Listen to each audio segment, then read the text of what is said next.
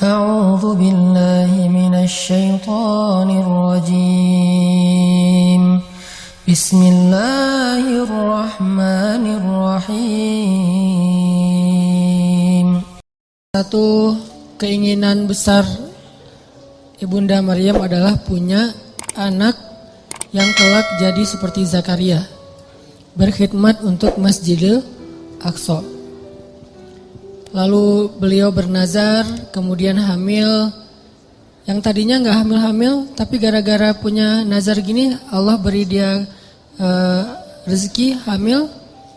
Cuman sedikit berbeda dengan harapan beliau, bahwa yang diharapkan lahir anak laki-laki.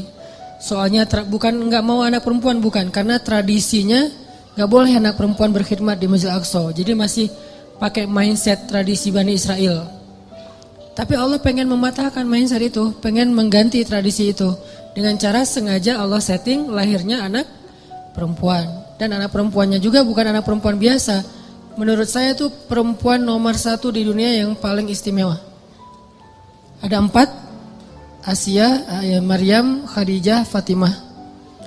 Nah 4-4-nya nih sempurna. Tapi kalau buat saya tuh cerita-cerita Maryam itu luar biasa. Walaupun kita tidak mengecilkan sama sekali Khadijah dan Fatimah, dan itu luar biasa juga. Cuman kalau Maryam sampai nama surat Al-Quran jadi nama dia gitu kan ya. Kisahnya ada di surat Ali Imran, bapaknya juga jadi nama surat, saking istimewanya. Ini Allah setting kayak gitu. Lahir anak perempuan, Maryam dari kecil udah solehah. Solehahnya tuh kayak gift, bakat. Bukan solehah hasil didikan, tapi emang bakat. Kan ada orang yang bakat soleh, ada yang dididik jadi orang soleh. Kalau yang bakat soleh tuh keluarganya gak ada yang soleh. Justru keluarganya soleh gara-gara dia lahir. Jadi setelah dia lahir berubahlah keluarganya, ada yang kayak gitu kan, gift dari Allah ya. Mungkin doa-doa dari kakek buyut entah kesekian.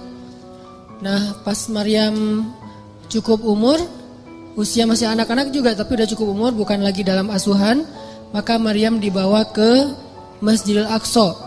Awalnya ditentang sama rabi-rabi Yahudi yang ada di sana tuh ditentang karena ini menyelisihi tradisi mereka. Gimana wahai Zakaria kamu masukin anak perempuan? Ini aib buat kita, ini nggak boleh dan seterusnya. Akhirnya Zakaria meyakinkan mereka, membujuk mereka sampai Zakaria bikin SOP. Udah tenang aja, dia nggak akan ganggu kalian. Dia akan kita berikan mihrab sendiri. Dia nanti ada jadwal sendiri. Dia tidak akan ikut dengar taklim. Jadi ada taklim di masjid, cewek nggak boleh ikut. Kalau kita kan menyediakan cewek justru di atas kita ya, masya Allah ya. Saking mulianya cewek itu di atas, kita di bawah. Cuman nggak boleh lihat ke belakang ya. Doain aja yang di belakang, mudah-mudahan tahu akun kita. Jadi cewek-cewek pada di atas. Kalau di zaman dulu Bani Israel justru cewek itu nggak boleh ikut taklim loh. Kalau ada yang bilang Islam itu anti perempuan, kesetaraan gender, emansipasi segala macam, enggak.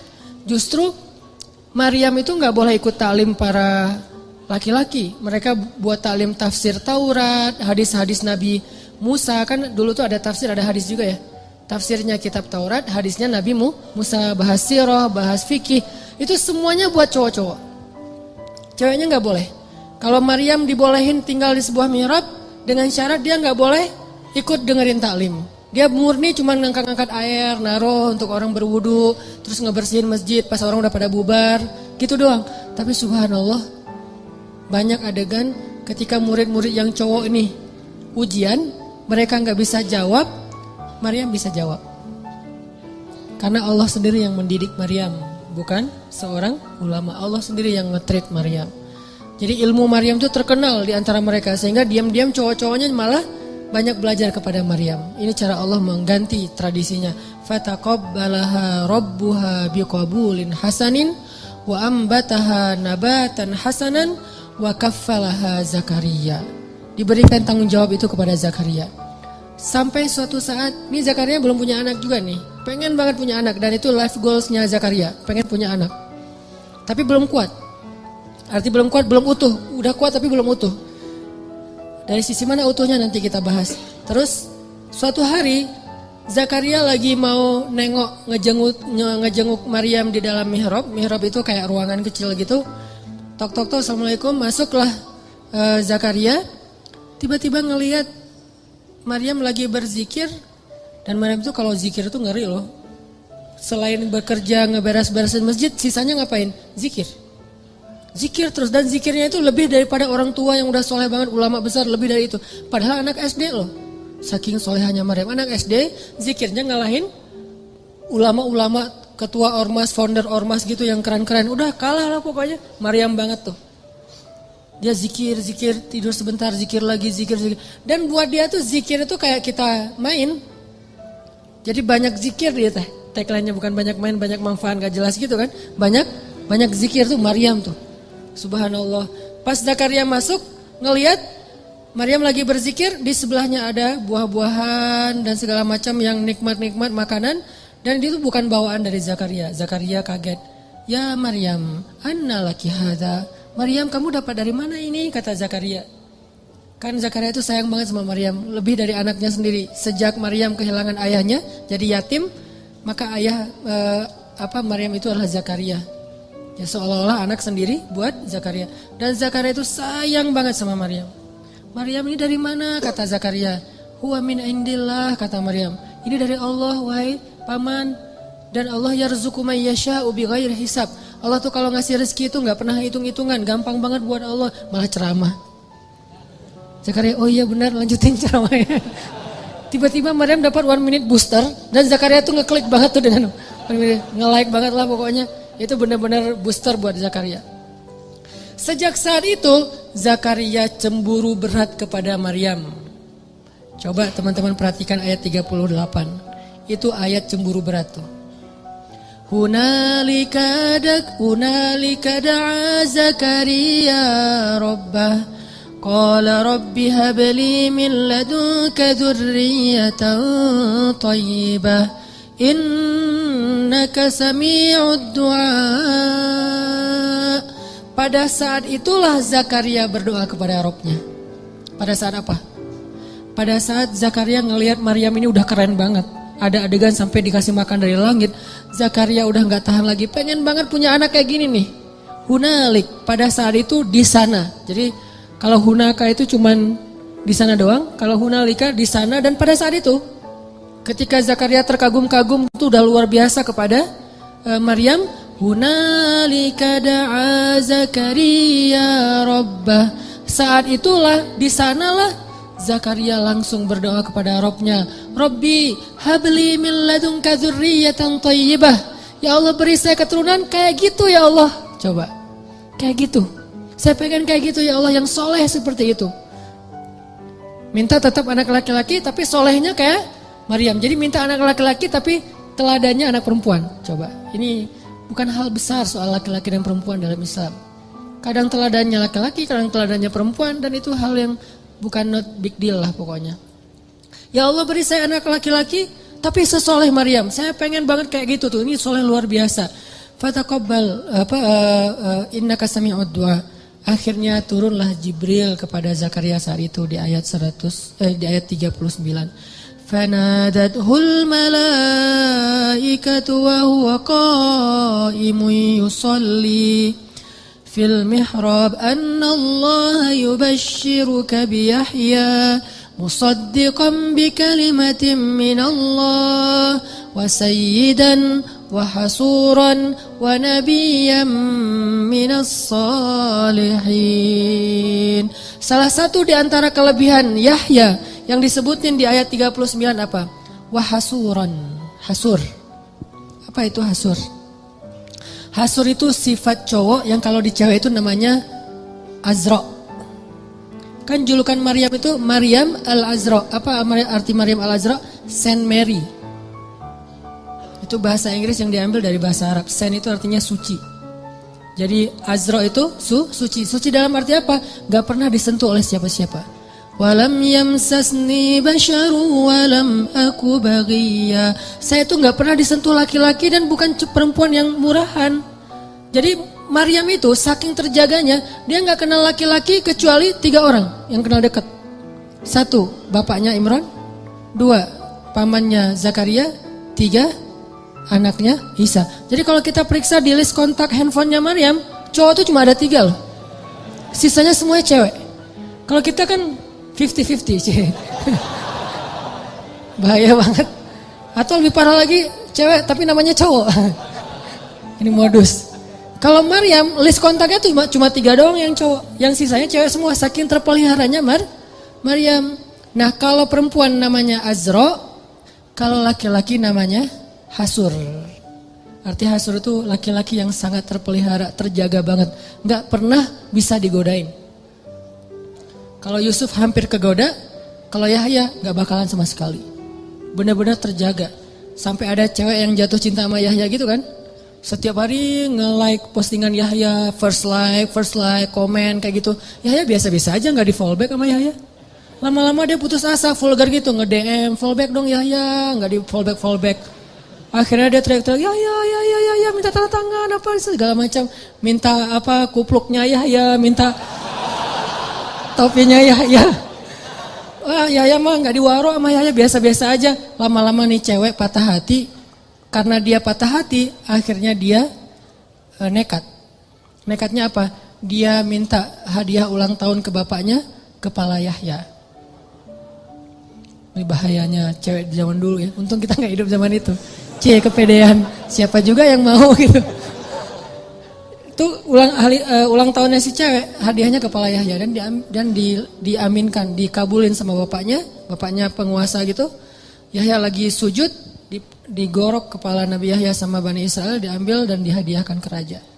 Nabi Yahya itu termasuk syuhada, salah satu nabi yang syahid. Sama kayak bapaknya juga syahid. Intinya mah Allah kasih persis kepada Zakaria anak kayak Maryam, cuman beda dia laki-laki, yang itu perempuan. Tapi sama, yang satu Azra, yang satu lagi Hasur. Wahasuran itu asal usul dari istilah Hasur kalau kita baca tafsir. Ini artinya teman-teman apa? Life goalsnya istri Imran Allah wujudkan dengan cara keajaiban. Dari Maryam lahirlah Isa. Jadi akhirnya istri Imran bukan cuma punya anak satu, jadi punya 2 keturunan yang istimewa. Satu anaknya, kedua cucunya, dan dua-duanya keren banget. Isa. Dan Isa ini satu-satunya nabi yang ketika lahir tidak disentuh oleh, satu-satunya bayi yang ketika lahir tidak disentuh oleh jin. Yang lain disentuh, toel dikit Tapi kalau Isa gak berani toel. Dan 1 dari 3 bayi yang bisa ngomong waktu kecil. Dan ngomongnya itu bukan mama, bukan ceramah. Bayi umur masih dalam gendongan ibunya nih, masih berapa bulan gitu, gak sampai berapa bulan lah, baru lahir banget, itu bisa ceramah. Yang tadi saya baca pas rakaat kedua, berkatalah bayi Isa, Inni abdullah ataniyal kitab wa ja'alani nabiyya wa ja'alani mubarakan aynama kuntu wa awsani bis salati waz zakah ma dumtu hayya wa barran biwalidati wa lam yaj'alni jabbaran syaqiyya wassalamu alayya yawma wulidtu wa yawma amut wa yawma ub'atsu hayya. Panjang gitu bayinya bisa ngomong. Masya Allah, luar biasa. Keturunan Imran. Himmah, life goalsnya siapa? Neneknya. Sampai bisa ngomong sepanjang itu, orang-orang Bani Israel pada kaget. Karena waktu itu Bani Israel kan mencegat Maryam di depan gerbang kota, gak boleh masuk karena dianggap aib. Seorang perempuan punya anak tapi gak punya suami, di luar nikah gitu. Padahal bukan di luar nikah, tanpa nikah kan. Gak punya suami emang. Dan gak punya pasangan. Gak disentuh sama sekali oleh laki-laki, saking terpeliharanya Maryam. Mereka cegat, ya Maryam, laqad ji'ti syai'an fariya. Hei Maryam, kamu bawa masalah, kamu bawa aib, kamu bawa kayak kesialan kepada kota kami. Gak boleh masuk. Ya ukhta Harun, wahai Maryam, wahai saudara Harun. Maka na abuki imra'asau. Kenapa kamu hina sekali sementara ayahmu orang mulia? Wa ma kanat ummuki baghiyya. Kenapa kamu perempuan gak terjaga sementara ibumu sangat terjaga? Dicela Maryam habis-habisan. Kata Allah pada Maryam, kalau kamu dicela, diam aja. Gak usah komen, gak usah balas, gak usah curhat-curhat di medsos. Diam aja. Ini nasihat Allah kepada Maryam nih. Jangan curhat di medsos. Fa imma tarayinna minal bashari ahadan faquli inni nadartu lirrahmani sawma falan ukallimal yawma Maryam, nanti kalau kamu di haters, jadi kan banyak haters, Bani Israel kan suka haters orang soleh gitu kan. Mereka nge-follow tuh bukan pengen dapat inspirasi, cuma haters doang. Ngintip dia lagi posting apa, diserang, posting apa, diserang gitu. Akhirnya kata Allah, kalau kamu diserang, komennya gak enakan, terus kamu dihaterin sama mereka, udah diem. Gak usah dibalas, gak usah diapa-apain, gak usah di-blok, gak usah dihapus tuh komen. Pengalaman. Terus diapain? Diem aja. Terus kalau diem gimana? Tenang, biar aku yang belain kamu. Jadi ketika seorang meminta bela dari makhluk, Allah gak akan ngebelain dia. Ketika kita diam dan meminta bela kepada Allah, Allah akan belain kita. Kan terjadi di zaman Nabi itu ada 2 orang bertengkar nih. Yang satu ngomel, teriak-teriak marah-marah. Yang satu lagi diem aja, dia sabar. Nabi dari jauh memperhatikan sambil tersenyum. Terus lama Nabi perhatiin, Nabi tadi lagi lewat nih. Gak sengaja ngelihat ada 2 orang bertengkar, yang satu diam, yang satu ngomel. Nabi memperhatikan yang diam sambil senyum lama. Lama dia ngomel, akhirnya yang diam tadi gak sabaran, gak kuat lagi, dibales. Dia komen. Begitu dia komen, Nabi langsung jalan dan gak tersenyum lagi, cemberut. Sahabat bertanya, ya Rasulullah, apa yang terjadi? Kenapa Nabi udah berjalan sekarang cemberut? Kata Nabi, tadi ketika yang diam ini diam aja nih, dia sabar, malaikat mendoakan dia dan tersenyum untuk dia. Tapi begitu dia kepancing komen, malaikat pergi. Maka saya juga gak akan berada di situ, saya ikut pergi. Masya Allah. Jadi kalau kita dikomenin yang gak enakan sama orang di medsos, diamin aja, biar yang nge-follow kita malaikat. Malaikat nge-follow kita banget tuh dan ngedoain kita. Tapi begitu kita kepancing balas komen, yang komennya itu sama-sama tidak baik isinya, keburukan, mencela dan segala macam, maka malaikat unfollow. Makanya Nabi juga pergi. Maryam disuruh diam. Lan ukallimal yaum insiya. Saya gak akan ngobrol sehari ini. Diam aja, puasa ngomong. Walaupun itu syariat terdahulu, bukan syariat kita. Terus orang-orang menghujat Maryam. Habis semuanya dihabisin ke Maryam. Akhirnya Maryam itu berat banget pundaknya, diam. Maka Allah memberi dia ilham, kasih isyarat ke bayimu. Fa'asyarat ilaih. Maryam diam juga makin menjadi-jadi. Akhirnya Maryam mengisyaratkan kepada bayinya, suruh ngomong dengan bayi saya. Tapi dengan bahasa isyarat. Fa'asyarat ilaih. Mereka malah bertanya, qalu kaifa nukallimu man kana fil mahdi sabiyya. Ya Maryam, kamu udah gila. Ternyata kamu bukan cuma hina, bukan cuma rendahan, tapi gila juga ya. Kayaknya stres deh kamu. Masa kita disuruh ngobrol sama bayi? Langsung bayinya ngebelain mamahnya. Kata si bayi teh, ini mama gua disuruh berbakti sama mama gua. Apa kalian? Akhirnya pada takut. Wah, coba bayangin, bayinya bisa ngomong lancar, bahasanya tuh tinggi lah gitu, kayak syair. Qala inni abdullah. Saya itu hamba Allah, kata si bayi. Gak tahu nunjuk-nunjuk apa enggak. Pokoknya gitu aja. Inni abdullah atani alkitab. Saya itu dikasih alkitab loh. Jadi dia akan diberikan nanti alkitab Injil. Waj'alani nabiyya. Dan Allah jadiin saya seorang nabi. Waj'alani mubarakan aina ma kuntu. Dan Allah menjadikan saya berkah dimanapun saya berada, pasti ada keberkahan. Wa awsani bis shalah. Allah perintahkan saya untuk salat. Waz zakah. Allah suruh saya berzakat. Madumtu hayya. Sepanjang hidup saya. Wa barram biwalidati. Allah suruh saya berbakti kepada mama saya. Walam yaj'alni jabbaran syaqiyya. Allah enggak menjadikan saya seorang laki-laki yang penentang dan laki-laki yang kasar. Wassalamu alaihi. Keselamatan buat saya. Yauma wulidtu. Hari ketika saya dulu dilahirkan. Wa yauma amutu. Hari ketika saya diwafatkan. Wa yauma ub'atsu hayya. Hari ketika nanti saya akan dibangkitkan. Bayangin bayi ngomong kayak gitu. Kita aja yang udah dewasa bingung mau ngomong.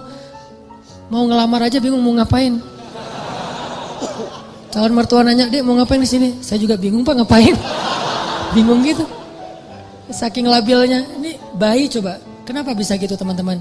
Doa, himmah, life goals dari neneknya. Setelah kisah panjang ini, saya pengen nyimpulin sederhana aja. Gimana caranya kita kalau punya keinginan, punya himmah, punya goals dalam hidup kita, gak serumit istri Imron, hal-hal sepele aja. Allah kabulkan, Allah restui, Allah wujudkan, bahkan dengan keajaiban dan surprise kejutan-kejutan. Caranya 3. 1, intasdukillah yasdukka. Kalau kita jujur kepada Allah, Allah pasti akan tolong. Apa maksudnya jujur pada Allah? Kita kalau ada kepengen sesuatu, libatin Allah dong dalam kepengen kita, dalam niat kita tuh. Maksud libatin Allah harus ada karena Allahnya. Pengen nikah kenapa? Saya pengen masuk surganya gak sendiri.